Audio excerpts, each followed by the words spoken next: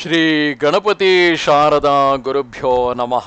ಸದಾಶಿವ ಸಮಾರಂಭಾಂ ಶಂಕರಾಚಾರ್ಯ ಮಧ್ಯಮಾಂ ಅಸ್ಮದಾಚಾರ್ಯ ಪರ್ಯಂತಾಂ ವಂದೇ ಗುರು ಪರಂಪರಾಂ. ಶಂಕರಂ ಶಂಕರಾಚಾರ್ಯಂ ಕೇಶವಂ ಬಾದರಾಯಣಂ ಸೂತ್ರಭಾಷ್ಯ ಕೃತೌ ವಂದೇ ಭಗವಂತೌ ಪುನಃ ಪುನಃ. ಶ್ರುತಿಸ್ಮೃತಿ ಪುರಾಣಾನಾಂ ಆಲಯಂ ಕರುಣಾಲಯಂ ನಮಾಮಿ ಭಗವತ್ಪಾದಂ ಶಂಕರಂ ಲೋಕಶಂಕರಂ.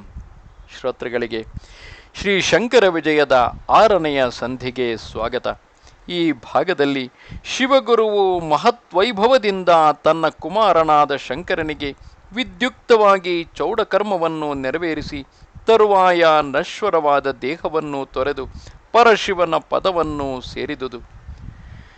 ಸೂತನು ಹೇಳುತ್ತಿರುವನು, ಎಲೈ ಶೌನಕಾದಿ ಮುನಿಗಳೇ, ಕೇಳಿರಿ, ಪರಮೇಶ್ವರನ ವಿಸ್ತಾರವಾದ ಪುಣ್ಯ ಚರಿತ್ರೆಯನ್ನು ವಿವರಿಸುವೆನು. ಶಿವಗುರುವು ಶ್ರೇಷ್ಠವಾದ ಯಜ್ಞವನ್ನು ಸಾಂಗವಾಗಿ ನೆರವೇರಿಸಿ ಋತ್ವಿಕ್ ಜನಸಮುದಾಯವನ್ನು ಸಂತೋಷದಿಂದ ಸಂತುಷ್ಟಿಗೊಳಿಸಿ ಪತ್ನಿ ಸಮನ್ವಿತನಾಗಿ ಪೂರ್ಣಾ ನದಿ ತೀರಕ್ಕೆ ಬಂದು ಸಂಪ್ರೀತಿಯಿಂದ ಅವಭೃತವನ್ನು ಆಚರಿಸಿದನು. ಅನಂತರ ಶಿವಗುರುವು ಬಂಧು ಜನಗಳೊಡನೆ ನದಿ ತೀರದಿಂದ ಕಾಲಟಿಯನ್ನು ಸೇರಿ ಮನೆಗೆ ಬಂದು ತನ್ನ ವಂಶಭೂಷಣನಾದ ಶಂಕರನ ಅಸಾಧಾರಣವಾದ ಲೀಲೆಯನ್ನು ಮನಸ್ಸಿನಲ್ಲಿ ಭಾವಿಸುತ್ತಾ ಸಂಪ್ರಾಪ್ತವಾದ ಆನಂದ ಪುಳಕ ಜಲಧಿಯಲ್ಲಿ ಮುಳುಗಿ ತೇಲುತ್ತಾ ಸತಿ ಸಮನ್ವಿತನಾಗಿ ಚಂದ್ರಮೌಳಿಯ ಮನೋಹರವಾದ ಚರಣ ಕಮಲಗಳನ್ನು ಶ್ರದ್ಧಾಸಮನ್ವಿತನಾಗಿ ಪೂಜಿಸುತ್ತಲಿದ್ದನು. ಬ್ರಹ್ಮಾದ್ಯಮರ ಪೂಜಿತ ಪಾದ ಕಮಲನು ಭಕ್ತ ಜನ ಪಾಪ ಪರಿಹಾರಕನೂ ಆದ ಶಂಕರನು ಧೂಳಾಟವಾಡುವ ವಯಸ್ಸಿನಲ್ಲಿಯೇ ಸಕಲ ವಿದ್ಯೆಗಳನ್ನು ತನ್ನ ಸ್ವಕೀಯವಾದ ಮಹಿಮಾ ಬಲದಿಂದ ಕಲಿತು ಲೋಕದ ಸಕಲ ಸಜ್ಜನರನ್ನು ಸಂತೋಷಪಡಿಸುತ್ತಾ ಪ್ರಕಾಶಿಸುತ್ತಿರುವನಲ್ಲದೆ ಕೈಲಾಸಾಧಿಪತಿಯಾದ ತಾನು ತನ್ನನ್ನು ಪಡೆದ ತಂದೆಯ ಮನಸ್ಸಿಗೆ ವಿಶೇಷ ಸಂಭ್ರಮವನ್ನು ಉಂಟು ಮಾಡುತ್ತಿದ್ದನು. ಶ್ರೇಷ್ಠನಾದ ಕಲಾಧರನೆಂದರೆ ಚಂದ್ರನನ್ನು ಧರಿಸಿದವನಾದ ಶಂಕರನು ತನ್ನ ಗುರುವಿಗೆ ಆಯಾಸವನ್ನು ಕೊಡದೆ ಸಕಲ ಕಲೆಗಳಲ್ಲಿಯೂ ಪೂರ್ಣವಾದ ಪಾಂಡಿತ್ಯವನ್ನು ಸಂಪಾದಿಸಿದುದಲ್ಲದೆ ಗುರುವು ಕಾರ್ಯಾಂತರದಲ್ಲಿ ಇರುವಾಗೆ ಇತರ ಶಿಷ್ಯರ ಗುಂಪಿಗೆ ಸಕಲ ವಿದ್ಯೆಯನ್ನು ಕಲಿಸಿ ವಿದ್ಯಾಗುರುವಿಗೆ ಸರ್ವಕಾಲದಲ್ಲಿಯೂ ಅತ್ಯಂತ ಸಂತೋಷವನ್ನು ಉಂಟು ಮಾಡುತ್ತಿದ್ದನು. ಅವಿದ್ಯೋಪಾಧಿ ಎಂದರೆ ಅಜ್ಞಾನವೆಂಬ ಉಪದ್ರವದಿಂದ ಕಲುಷಿತವಾದ ಚಿತ್ತವೃತ್ತಿಗೆ ಯಾರು ಪ್ರತ್ಯೇಕವಾದ ಜೀವಾತ್ಮನಾಗಿ ತೋರುವನು, ವಿದ್ಯೋಪಾಧಿ ಎಂದು ಸಾಮಾನ್ಯ ಜ್ಞಾನವೆಂಬ ಉಪದ್ರವದಿಂದ ಕಲುಷಿತವಾದ ಚಿತ್ತವೃತ್ತಿಗೆ ಪ್ರಪಂಚದ ಸೃಷ್ಟಿ ರಕ್ಷಣೆ ಪ್ರಳಯವೆಂಬ ಕರ್ಮದಿಂದ ಬದ್ಧನಾಗಿರುವ ಈಶ್ವರನಾಗಿ ಯಾರು ತೋರುವನು, ನಿರುಪದ್ರವವಾದ ಸಮಾಧಿಗೆ ಯಾರು ನಿರಂಜನನಾಗಿಯೂ ನಿರ್ಗುಣನಾಗಿಯೂ ನಿರ್ದ್ವಂದ್ವನಾಗಿಯೂ ನಿರುಪಮಮಿತನಾಗಿಯೂ ನಿರ್ವಿಕಾರನಾಗಿಯೂ ನಿರ್ಲಿಂಗನಾಗಿಯೂ ನಿರ್ಮಲನಾಗಿಯೂ ನಿರಾಧಾರನಾಗಿಯೂ ನಿರಂತರನಾಗಿಯೂ ವಿರಾಜಿಸುವ ಸ್ವಪ್ರಕಾಶಮಾನತೆಯಿಂದೊಡಗೂಡಿದ ಪರಬ್ರಹ್ಮ ಸ್ವರೂಪನಾಗಿ ಯಾರು ತೋರುವನು, ಆ ಪರಮೇಶ್ವರನನ್ನು ಸಕಲ ವಿದ್ಯೆಗಳು ಸಹ ತಾವು ಧನ್ಯತೆಯನ್ನು ಪಡೆಯಲು ಬಂದು ಆಶ್ರಯಿಸುತ್ತಲಿದ್ದವು. ಅನಾದಿ ಸಿದ್ಧನಾದ ಯಾವ ಮಹೇಶ್ವರನ ಪಾವನವಾದ ಪಾದಗಳಲ್ಲಿ ಛಂದಸ್ಸೆಂಬ ವೇದಾಂಗವು, ಹಸ್ತ ಕಮಲಗಳಲ್ಲಿ ಮಹಿಮಾ ಸಮನ್ವಿತವಾದ ಕಲ್ಪವು, ಮಂದಸ್ಮಿತ ಮುಖಾರವಿಂದದಲ್ಲಿ ವ್ಯಾಕರಣವು, ಗಂಭೀರವಾದ ನಾಸ ಪ್ರದೇಶದಲ್ಲಿ ಶಿಕ್ಷೆಯು, ತೇಜೋಮಯವಾದ ನೇತ್ರಗಳಲ್ಲಿ ಜ್ಯೋತಿಷವು, ದಶ ದಿಕ್ಕುಗಳ ಉತ್ಪತ್ತಿಗೆ ಕಾರಣಭೂತವಾದ ಶ್ರೋತ್ರದಲ್ಲಿ ನಿರುಕ್ತವೂ ಸಹ ಜನಿಸಿದವು. ಅಂತಹ ಪರಮಮಂಗಳ ವಿಗ್ರಹನಾದ ಆದಿಪುರುಷನಾದ ಪರಮೇಶ್ವರನಿಗೆ ವೇದಾಂಗಗಳನ್ನು ಕಲಿಯುವುದು ದುಸ್ತರವಾಗುವುದೇ, ಅಂದರೆ ಅದು ದುಸ್ತರವಲ್ಲವೆಂದು ಭಾವವು. ಈ ರೀತಿಯಾಗಿ ವಿದ್ಯಾ ಪಾಂಡಿತ್ಯವನ್ನು ಸಂಪಾದಿಸಿ ತಾಯಿ ತಂದೆಯರಿಗೆ ಅತ್ಯಂತ ಸಂತೋಷವನ್ನು ಉಂಟು ಮಾಡುತ್ತಾ ಸಕಲ ಬಾಂಧವರಿಗೂ ಇಷ್ಟಾರ್ಥ ಪ್ರದಾಯಕನಾಗಿ ರಕ್ಷಿಸುತ್ತಾ ಪರಮ ಮಹಿಮಾನ್ವಿತನು ಶೋಕ ಮೋಹ ಭ್ರಾಂತಿ ವರ್ಜಿತನೂ ಆದ ಶಂಕರನು ವಿಪ್ರ ಮಂದಿರದಲ್ಲಿ ಬೆಳೆಯುತ್ತಿದ್ದನು. ಶಿವಗುರುವು ತನ್ನ ಕುಮಾರನು ಪ್ರಪಂಚದಲ್ಲಿ ಪಂಡಿತೋತ್ತಮನಾಗಿರುವುದನ್ನು ತಿಳಿದು ಸಂತೋಷದಿಂದ ಒಂದು ವೇಳೆ ಮನಸ್ಸಿನಲ್ಲಿ ಹಿಗ್ಗುವನು. ಹಿಂದೆ ಸ್ವಪ್ನದಲ್ಲಿ ಬ್ರಾಹ್ಮಣ ರೂಪಧಾರಿಯಾದ ಪರಮೇಶ್ವರನು ಮಗನ ಆಯುಃಪ್ರಮಾಣ ವಿಷಯವನ್ನು ಸೂಚಿಸಿದ್ದನ್ನು ಸ್ಮರಿಸಿ ಕಣ್ಣೀರಿನಲ್ಲಿ ಮುಳುಗುತ್ತಾ ಒಂದೊಂದು ವೇಳೆ ದುಃಖಿಸುವನು. ಏಕೆಂದರೆ ಕನಸಿನಲ್ಲಿ ಬ್ರಾಹ್ಮಣ ರೂಪಿಯಾಗಿ ಕಾಣಿಸಿಕೊಂಡ ಪರಮೇಶ್ವರನು ನಿನ್ನ ಮಗನು ಜಗದ್ವಿಖ್ಯಾತನಾದರೂ ಅಲ್ಪಾಯುವಾಗಿರುವನು ಎಂದು ತಿಳಿಸಿದ್ದನು.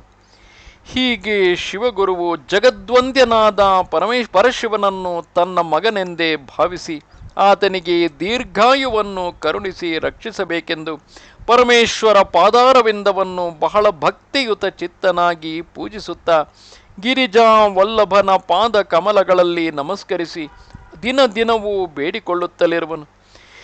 ಈ ವಿಧವಾಗಿ ಬ್ರಾಹ್ಮಣೋತ್ತಮನಾದ ಶಿವಗುರುವು ಮನ್ಮತಾಂತಕನಾದ ಪರಮೇಶ್ವರನನ್ನು ನಿರಂತರವೂ ಪ್ರಾರ್ಥಿಸುತ್ತಿರಲು ಶಾಂತ ಸ್ವರೂಪನಾದ ಬಾಲಶಂಕರನಿಗೆ 2 ವರ್ಷ ವಯಸ್ಸಾಯಿತು. ಸಂತೋಷವೇ ಆಕಾರವನ್ನು ತಾಳಿ ಜನಿಸಿರುವ ರೀತಿಯಲ್ಲಿ ಕಾಲಕಾಲನಾದ ಶಂಕರನು ಬಂಧು ಜನಗಳಿಗೆ ಮಿತಿಯಿಲ್ಲದ ಸುಖವನ್ನು ನಿರಂತರವೂ ಬೀರುತ್ತಿದ್ದನು. ನಡೆ ನುಡಿ ಮುಂತಾದ ದೇಹ ಸಂಬಂಧವಾದ ವ್ಯಾಪಾರವು ಮತ್ತು ದೇಹವೂ ಸಹ ಇಲ್ಲದೆ ಕೇವಲ ಸಚ್ಚಿದಾನಂದಮಯವಾದ ನಿರ್ಗುಣ ಬ್ರಹ್ಮವು ನಾನಾ ವಿಧ ದುರ್ಮತವಾದಿಗಳನ್ನು ಖಂಡಿಸಿ ಸುರುಚಿರವಾದ ಅದ್ವೈತ ಬೋಧಾಮೃತವನ್ನು ಜಗತ್ತಿಗೆ ಅನುಗ್ರಹಿಸಲು ಸಗುಣ ಬ್ರಹ್ಮವಾಗಿ ಶಂಕರಾಭಿಧಾನದಿಂದ ಅವತರಿಸಿರುವುದು. ಧರಣಿ ದೇವಿಗೆ ತನ್ನ ಪಾವನವಾದ ಪಾದ ಕಮಲ ಸ್ಪರ್ಶ ಸುಖವನ್ನು ನೀಡಲು ನಡೆಯುವುದು. ಧರ್ತಿಯ ಅಂದರೆ ಭೂಮಿಯ ಜನರ ಹೃದಯಾಂಧಕಾರವು ಅಂದರೆ ಚಿತ್ತದ ಅಜ್ಞಾನವು ಪರಿಹಾರವಾಗಲೆಂಬ ಕಾರಣದಿಂದಾಗಿಯೇ ಆ ವಿಗ್ರಹವು ನುಡಿಯುತ್ತಿರುವುದು. ಬಾಲಶಂಕರನಿಗೆ 2 ವರ್ಷವೂ ಪೂರ್ಣವಾಗಿ 3ನೆಯ ವರ್ಷದಲ್ಲಿ ಜಗತ್ಪತಿಯಾದ ಪರಮೇಶ್ವರನು ಫಣೆಯ ಮಧ್ಯದಲ್ಲಿರುವ ಅಗ್ನಿನೇತ್ರವನ್ನು ಕಂಡರೆ ಈ ಜಗತ್ತು ತಾಳಲಾರದೆಂದು ಹರನು ವಿಶಾಲವಾದ ಮುಖವನ್ನು ಕಪರ್ದವೆಂಬ ಜಟೆಯು ಕವಿಚಿಕೊಂಡಿರುವುದೋ ಎಂಬಂತೆಯೂ ಕಪ್ಪಾದ ಮೇಘಮಂಡಲದ ಮಧ್ಯೆ ವಿರಾಜಿಸುವ ಅಷ್ಟಮಿ ಚಂದ್ರನೋ ಎಂಬಂತೆಯೂ ಸಹ ಹಣೆಗೆ ಮುಂದಲೆಯ ಕೂದಲು ಮುಸುಕಿಕೊಂಡು ವಿರಾಜಿಸುತ್ತಲಿದ್ದಿತು. ಹೀಗೆ ವಿರಾಜಿಸುತ್ತಲಿರುವ ಬಾಲಕನನ್ನು ಕಂಡು ತಪಸ್ವಿ ಶ್ರೇಷ್ಠನಾದ ಶಿವಗುರುವು ಮನಸ್ಸಿನಲ್ಲಿ ಪರಮಸಂತೋಷ ಭರಿತನಾಗಿ ತನ್ನ ಮಗನಿಗೆ ಆದಷ್ಟು ವೈಭವದಿಂದ ವಿದ್ಯುಕ್ತವಾದ ಚೌಲ ಕರ್ಮವನ್ನು ಆಚರಿಸಬೇಕೆಂದು ಆಲೋಚಿಸಿ ತನ್ನ ಭಾರ್ಯೆಗೆ ಸೂಚಿಸಿ ತರುವಾಯ ಶಾಸ್ತ್ರಜ್ಞರಾದ ಬ್ರಾಹ್ಮಣೋತ್ತಮರನ್ನು ಮನೆಗೆ ಬರಮಾಡಿಕೊಂಡನು. ತರುವಾಯ ಮನೆಗೆ ಬಂದ ಬ್ರಾಹ್ಮಣರು ಮನ್ನಿಸಿ ಶಿವಗುರುವು ತನ್ನ ಮಗನಿಗೆ ಚೌಲಕರ್ಮವನ್ನೆಸಗಲು ನಿರ್ದೋಷವಾದ ಸುಮುಹೂರ್ತವನ್ನು ಅನುಗ್ರಹಿಸಬೇಕೆಂದು ಪ್ರಾರ್ಥಿಸಲು ಬ್ರಾಹ್ಮಣೋತ್ತಮರು ಗಾರ್ಗ್ಯಮುನಿ ಮೊದಲಾದ ಪೂರ್ವ ಮಹರ್ಷಿಗಳ ಸಿದ್ಧಾಂತಗಳನ್ನು ಅನುಸರಿಸಿ ಚೂಡಾಕರ್ಮಕ್ಕೆ ಯೋಗ್ಯವಾದ ಮಂಗಳ ಮುಹೂರ್ತವನ್ನು ಸೂಚಿಸಿದರು. ಬಳಿಕ ಆ ಪಂಡಿತೋತ್ತಮರನ್ನು ಶಿವಗುರುವು ಸನ್ಮಾನ ಮಾಡಿ ಕಳುಹಿಸಿಕೊಟ್ಟನು. ನಿಯಾಮಕವಾದ ಶುಭ ಮುಹೂರ್ತದ ದಿವಸ ಬಹುಜನ ಬ್ರಾಹ್ಮಣರು ಶಿವಗುರುವಿನ ಮನೆಯನ್ನು ಸೇರಿದವರಾಗಿ ಆ ದಿನ ಸೂರ್ಯೋದಯಕ್ಕೆ ಮೊದಲೇ ಬಾಲಕ ಶ್ರೇಷ್ಠನಾದ ಶ್ರೀ ಶಂಕರನಿಗೆ ಮಹಾವಿಭವದಿಂದ ಮಂಗಳ ಸ್ನಾನವನ್ನು ಮಾಡಿಸಿ ಉಚಿತವಾದ ವಸ್ತ್ರಾಭರಣಗಳಿಂದ ಅಲಂಕಾರ ಮಾಡಿದರು.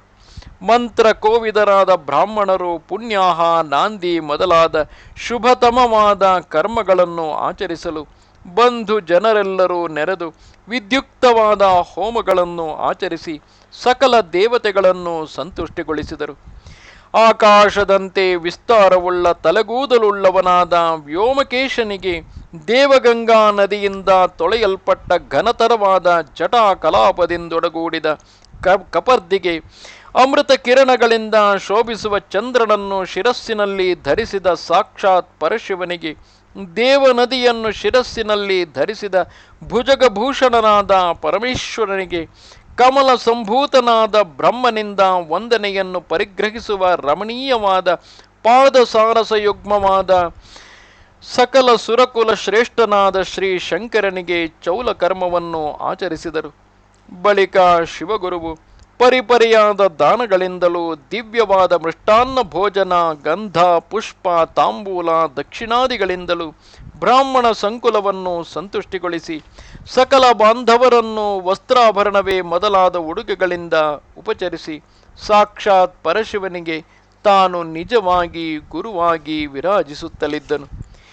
ಈ ಪರಿಯಾದ ವೈಭವದಿಂದ ಚೌಲ ಶುಭಕರ್ಮವು ನೆರವೇರಿದ ತರುವಾಯ ಆಜ್ಯ ಹೋಮದಿಂದ ಅಭಿವೃದ್ಧಿಯನ್ನು ಹೊಂದಿದ ಯಜ್ಞೇಶ್ವರನ ಅಧಿಕ ತೇಜಸ್ಸಿನಂತೆ ಶ್ರೀ ಬಾಲಶಂಕರನ ಬುದ್ಧಿಯ ಪರಮ ತೇಜವು ಪ್ರಕಾಶಿಸುತ್ತಲಿದ್ದಿತು. ದೇವಕುಲಾರಾಧಿತನು, ಸಂಪೂರ್ಣ ಚಾತುರ್ಯಯುಕ್ತವಾದ ಬುದ್ಧಿ ವಿಶೇಷವುಳ್ಳವನು ಆದ ಶ್ರೀ ಶಂಕರನು ಗುರುಮುಖದಿಂದ ವ್ಯಾಕೃತಿಪೂರ್ವಕವಾಗಿ ಸಕಲ ಶಾಸ್ತ್ರಗಳನ್ನು ಅಧ್ಯಯನ ಮಾಡಿದನು. ಹೀಗೆ ಬಾಲಶಂಕರನಿಗೆ ಶ್ರೇಷ್ಠವಾದ ಕಾವ್ಯಗಳಲ್ಲಿ ಪೂರ್ಣ ಪಾಂಡಿತ್ಯವು ದೊರೆತುದಲ್ಲದೆ ಪಂಡಿತೋತ್ತಮರಿಗೂ ದುರ್ಘಟವಾಗಿರುವ ತರ್ಕಶಾಸ್ತ್ರದಲ್ಲಿ ಅಧಿಕರಾದವರಿಗೆ ತಾನು ಅಧಿಕನಾದನು. ಚಾತುರ್ಯಯುಕ್ತವಾದ ವಾಕ್ಯಾರ್ಥದಲ್ಲಿ ಶ್ರೇಷ್ಠನಾದ ಶಿವಗುರು ಪುತ್ರನ ಎದುರಿಗೆ ಬೃಹಸ್ಪತಿಯ ಬುದ್ಧಿಯೂ ಸಹ ಪ್ರಕಾಶವನ್ನು ಹೊಂದದಂತಾಯಿತು. ಈ ಪೃಥ್ವಿಯನ್ನು ಲೀಲಾಮಾತ್ರದಿಂದ ತನ್ನ ಹೆಡೆಯ ಮೇಲೆ ಧರಿಸಿರುವ ಸಹಸ್ರವದನನಾದ ಆದಿಶೇಷನು ಹೊಗಳಲು ಸಾಧ್ಯವಲ್ಲದಿರುವ ಶ್ರೀ ಶಂಕರನ ವಾಕ್ಚತುರತೆಯನ್ನು ಕಾಣುತ್ತಾ ವಾದಿಗಳು ಭ್ರಾಂತರಾಗುವುದೇ ವಿನಃ ಸಾಕ್ಷಾತ್ ಮೃಡನ ಮಾತುಗಳಿಗೆ ಪ್ರತ್ಯುತ್ತರವನ್ನು ಕೊಡಲು ಸರ್ವಥಾ ಸಮರ್ಥರಾಗಲಿಲ್ಲ. ಈ ಪರಿಯ ಮಗನನ್ನು ಕಾಣುತ್ತಾ ಮಕ್ಕಳನ್ನು ಪಡೆದವರಲ್ಲಿ ವಿಶೇಷ ಪುಣ್ಯಶಾಲಿ ಎಂದು ಕೀರ್ತಿಯನ್ನು ಪಡೆದ ಶಿವಗುರುವು ಯಮುನೆಯ ತಂದೆಯಾದ ಸೂರ್ಯನೋಪಾದಿಯಲ್ಲಿ ಪ್ರಕಾಶಿಸುವ ತನ್ನ ಮಗನ ದೆಸೆಯಿಂದ ತಾನು ಜನಿಸಿದ ಕುಲವು ತನ್ನ ಬಾಂಧವರ ಸಮೂಹವೂ ಸಹ ಪಾವನತೆಯನ್ನು ಹೊಂದಿತೆಂದು ನಿರಂತರ ಮಹದಾನಂದ ರಸದಲ್ಲಿ ಮುಳುಗುತ್ತಿರುವನು. ಹೀಗೆ ಶಿವಗುರುವು ಸಂಭ್ರಮದಿಂದ ಕಾಲವನ್ನು ಕಳೆಯುತ್ತಿರಲು ಆತನ ದೇಹದಲ್ಲಿ ವಾರ್ಧಕ್ಯವು ಪದಾರ್ಪಣ ಮಾಡಿ ದಿನೇ ದಿನೇ ಹೆಚ್ಚುತ್ತಲಿದ್ದಿತು. ಶಿವಗುರುವು ಇದನ್ನು ಅರಿತು ತನ್ನ ಮಗನಿಗೆ ವೇದೋಕ್ತ ಮಾರ್ಗದಿಂದ ಶ್ರೇಷ್ಠವಾದ ಉಪನಯನ ಮಹೋತ್ಸವವನ್ನು ವಿಜೃಂಭಣೆಯಿಂದ ನೆರವೇರಿಸಿದರೆ ತನ್ನ ಮನಸ್ಸಿಗೆ ಸಂತೋಷವಾಗುವುದೆಂದು ಪದೇ ಪದೇ ಆಲೋಚಿಸುತ್ತಿದ್ದನು. ಹೀಗಿರಲು ಭೂಲೋಕದಲ್ಲಿ ಅವತರಿಸಿ ವಿರಾಜಿಸುತ್ತಿರುವ ಸಾಕ್ಷಾತ್ ಭೂತನಾಥನಾದ ಶಂಕರನಿಗೆ ವಿಭವದಿಂದ 3 ವರ್ಷಗಳು ತುಂಬಿದವು. ತರುವಾಯ ಶಿವಗುರುವು ತನ್ನ ಪುತ್ರನಿಗೆ 5ನೆಯ ವರ್ಷದಲ್ಲಿ ಲೋಕವಿಖ್ಯಾತವಾಗುವಂತೆ ವೈಭವದಿಂದ ಉಪನಯನವನ್ನು ನೆರವೇರಿಸಬೇಕೆಂದು ತನ್ನ ಮನಸ್ಸಿನಲ್ಲಿ ನಿಶ್ಚಯ ಮಾಡಿಕೊಂಡನು. ಆದರೆ ಭೂಲೋಕದಲ್ಲಿ ಜನಿಸಿರುವ ಮನುಷ್ಯರ ಸಮೂಹದಲ್ಲಿ ಯಾರು ತಮ್ಮ ಮನಸಾಭೀಷ್ಟವನ್ನು ಪಡೆದಿರುವರು, ಮತ್ತೆ ಯಾರು ತಾನೇ ಪಡೆಯದೇ ಇರುವರು ಎಂಬುದನ್ನು ಸೂರ್ಯಪುತ್ರನಾದ ಯಮನು ತಿಳಿಯುವನೇ? ಚಂದ್ರಚೂಡನಾದ ಶಂಕರನನ್ನು ಪಡೆದ ತಂದೆಯನ್ನು ತನ್ನ ಲೋಕಕ್ಕೆ ಬರಮಾಡಿಕೊಳ್ಳಲು ಯಮನು ಅಪೇಕ್ಷಿಸಿದನು. ಯಮನಿಗೆ ಕರುಣವಿಲ್ಲವೆಂಬುದು ಹೊಸ ಮಾತಲ್ಲವಷ್ಟೇ. ಪೂಜ್ಯನಾದ ಬ್ರಹ್ಮನ ಬರವಣಿಗೆಯು ಇಷ್ಟೆಂದು ತಿಳಿಯಲು ಮನುಷ್ಯನಿಗೆ ಸಾಧ್ಯವಿಲ್ಲವು. ಶಿವಗುರುವು ಪರಮೇಶ್ವರನನ್ನು ಮಗನನ್ನಾಗಿ ಪಡೆದ ತಂದೆಯಾದಾಗ್ಯೂ ತನ್ನ ಮಗನ ವೈಭವವನ್ನು ನೋಡಲು ಪರಿಮಿತಿ ಇಲ್ಲದಂತಾಯಿತೆನ್ನುವಾಗೆ ಉಳಿದ ಮನುಷ್ಯರ ವಿಷಯವು ಯಾವ ದೊಡ್ಡದು ಕೇಳಿರಿ ಶೌನಕಾದಿಗಳಿರ ಎಂದು ಸೂತಮುನಿಯು ಹೇಳುತ್ತಲಿದ್ದನು. ಕೇಳು ಶೌನಕನೇ, ಯಾರು ಪರಶಿವನನ್ನು ಭಕ್ತಿಯಿಂದ ಪೂಜಿಸಿ ಪರಶಿವನನ್ನು ಧ್ಯಾನದಿಂದ ಮೆಚ್ಚಿಸಿ ಪರಶಿವನಿಂದ ದಿವ್ಯವಾದ ವರವನ್ನು ಪಡೆದು ಮತ್ತೆ ಪರಶಿವನೇ ತನಗೆ ಮಗನಾಗಿರಲು ಪರಶಿವನನ್ನು ಪ್ರೀತಿಸಿ ರಕ್ಷಿಸಿ ಪರಶಿವನನ್ನು ಸಾಕ್ಷಾತ್ತಾಗಿ ನೋಡುತ್ತಲೂ ಪರಶಿವನನ್ನು ಧ್ಯಾನಿಸುತ್ತಲೂ ಇರುವುದರಿಂದ ಪರಶಿವಮಯನೇ ಆಗಿದ್ದನು. ಆ ಶಿವಗುರುವು ಪರಶಿವನ ಕರುಣದಿಂದ ಶಿವಸಾಯುಜ್ಯವನ್ನು ಪಡೆದನು.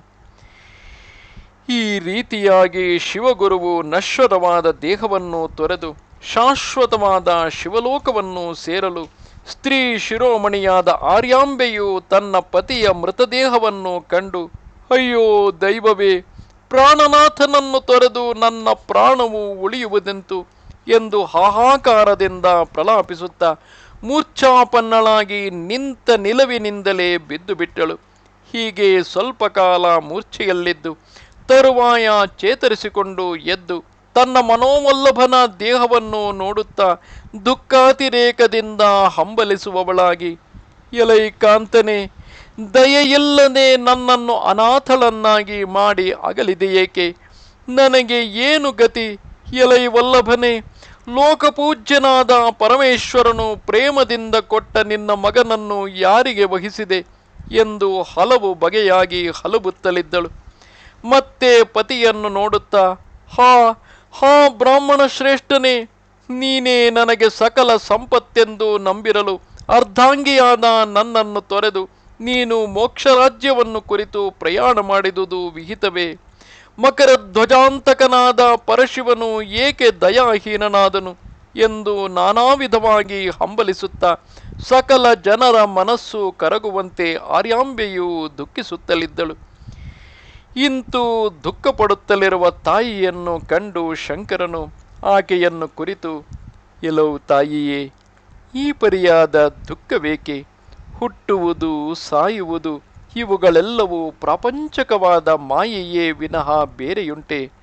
ಲೋಕದಲ್ಲಿನ ಎಲ್ಲ ಪ್ರಾಣಿಗಳಿಗೂ ಮರಣವೆಂಬುದು ತಪ್ಪುವುದಿಲ್ಲವಷ್ಟೇ. ಆದುದರಿಂದ ಜನನ, ಮರಣ, ಸುಖ, ದುಃಖ, ಲಾಭ, ನಷ್ಟ ಇವುಗಳನ್ನು ಬಯಸದೆ ಕಾಮಾಂತಕನಾದ ಪರಶಿವನನ್ನು ಧ್ಯಾನಿಸುತ್ತಾ ಮನಸ್ಸಿಗೆ ಧೈರ್ಯವನ್ನು ತಂದುಕೊಂಡು ಈಶ್ವರೇಚ್ಛೆಯಿಂದ ಒದಗಿದುದನ್ನು ಅನುಭವಿಸುತ್ತಲಿರುವುದೇ ವಿವೇಕವಲ್ಲವೇ? ಆದುದರಿಂದ ಎಲೆ ಜನನಿ, ಸಮಾಧಾನವನ್ನು ಹೊಂದು ಎಂದು ಸಂತೈಸುತ್ತಲಿದ್ದನು. ತರುವಾಯ ಸಮೂಹ ಸೇರಿದ ಬಂಧುಜನಗಳ ದೆಸೆಯಿಂದ ದುಃಖಾಗ್ನಿಯು ಶಮನವಾಗುತ್ತಿರಲು ಆರ್ಯಾಂಬೆಯು ತನ್ನ ಮಗನಿಂದೊಡಗೂಡಿ ಜ್ಞಾತಿಗಳಿಂದ ತನ್ನ ಪತಿಗೆ ಅಗ್ನಿ ಸಂಸ್ಕಾರವನ್ನು ಮಾಡಿಸಿ ದುಃಖಾನ್ವಿತೆಯಾಗಿ ಊರ್ಧ್ವದೇಹಿಕ ಕರ್ಮವನ್ನು ವಿಧಿ ಪ್ರಕಾರ ಬ್ರಾಹ್ಮಣರು ಒಪ್ಪುವಂತೆ ಮಾಡಿಸಿದಳು. ಆರ್ಯಾಂಬೆಗೆ ಪತಿ ಮರಣದ ದುಃಖವು ಮಗನ ಏಳಿಗೆಯನ್ನು ನೋಡುತ್ತಲಿರುವುದರಿಂದ ದಿನೇ ದಿನೇ ಕಡಿಮೆಯಾಗುತ್ತಿರಲು ಬಾಲಶಂಕರನನ್ನು ಪೋಷಿಸುತ್ತಾ ಕಾಲಟಿಯಲ್ಲಿದ್ದಳು. ಪತಿತ ಪಾವನನಾದ ಪರಮೇಶ್ವರನು ನರಲೀಲಾ ವಿನೋದದಿಂದ ತನ್ನ ತಾಯಿಯ ಮನಸ್ಸಿಗೆ ಸಂತೋಷ ಉಂಟಾಗುವಂತೆ ಯಾವಾಗಲೂ ನಡೆದುಕೊಳ್ಳುತ್ತಲಿದ್ದನು. ಹೀಗೆ ವಿಶೇಷ ಸದ್ಗುಣಗಳಿಂದ ರಾಜಿಸುವ ಮಗನನ್ನು ಕಾಣುತ್ತಾ ಆರ್ಯಾಂಬೆಯು ಸಂತೋಷಭರಿತಳಾಗಿ ತನ್ನ ಸುತನಿಗೆ ಕಾಮವೈರಿಯು ಪ್ರೇಮದಿಂದ ದೀರ್ಘಾಯುವನ್ನು ಅನುಗ್ರಹಿಸಲೆಂದು ಪಾರ್ವತಿ ಪ್ರಾಣನಾಥನಾದ ದೇವವಂದಿತ ಶ್ರೀಕಂಠನನ್ನು ಸ್ತುತಿಸುತ್ತಲಿದ್ದಳು. ಇದರೊಂದಿಗೆ 6ನೆಯ ಸಂಧಿಯು ಮಂಗಳವಾದುದು. ನಮಸ್ತೆ ಶಾರದೆ ದೇವಿ ಕಾಶ್ಮೀರ ಪುರವಾಸಿನಿ ತ್ವಾಮಹಂ ಪ್ರಾರ್ಥಯೇ ನಿತ್ಯಂ ವಿದ್ಯಾದಾನಂಚ ದೇಹಿ ಮೇ. ನಮಸ್ಕಾರ.